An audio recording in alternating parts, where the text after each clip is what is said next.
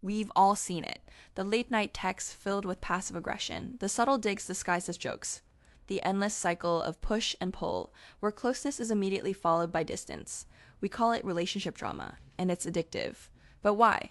Why are we so drawn to these emotionally charged, often painful dynamics? It's easy to point to a lack of communication or incompatible personalities.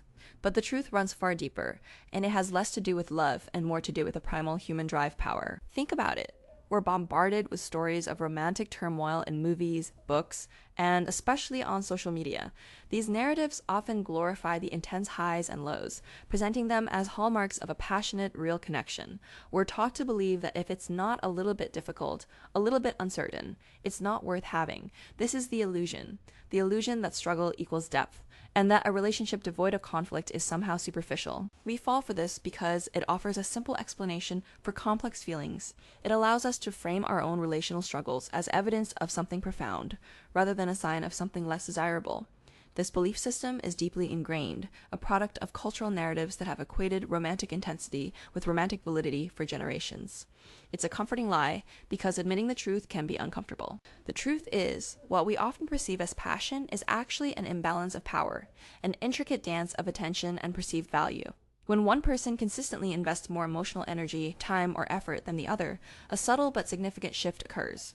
This isn't about keeping score. It's about the fundamental economics of human connection. Attention is a currency. When you offer it freely and abundantly, you increase your perceived value, but you also risk creating an imbalance. The person receiving this attention, especially if they are not reciprocating equally, can begin to feel a sense of control. They hold the power to grant or withhold affection, to offer reassurance, or create doubt.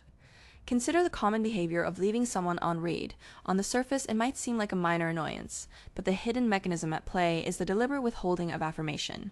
The sender of the message is left suspended, their mind racing with possibilities, filling the void with their own anxieties and interpretations. This creates a psychological effect. Uncertainty fuels investment.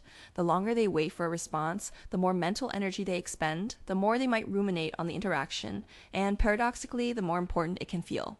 This isn't rational. It's a primal response to a perceived loss of control and a heightened sense of need.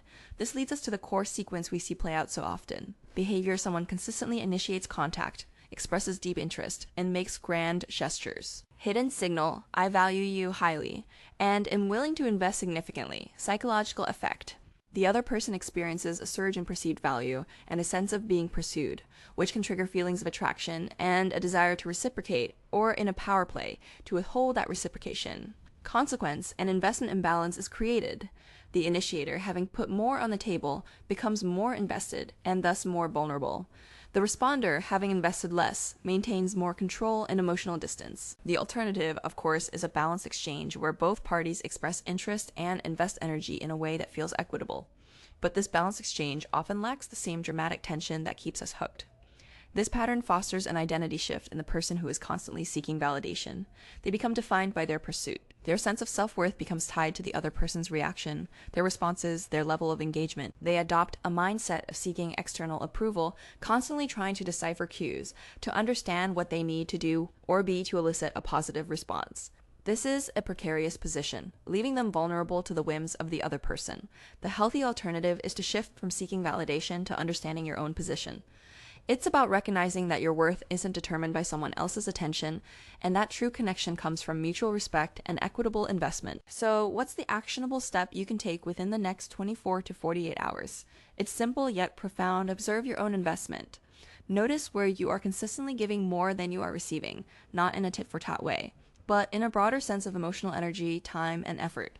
When you catch yourself overthinking a text, replaying a conversation, or anxiously awaiting a response, pause. Ask yourself, what am I seeking here? Is it genuine connection or is it validation? And is the current dynamic serving my well-being? Or is it keeping me stuck in a cycle of drama that distracts from real intimacy? The next time you feel that familiar tug of relational tension, that pull towards the drama, remember that the most powerful move you can make isn't to escalate or chase, but to observe, to understand the underlying dynamics of power, attention, and perceived value.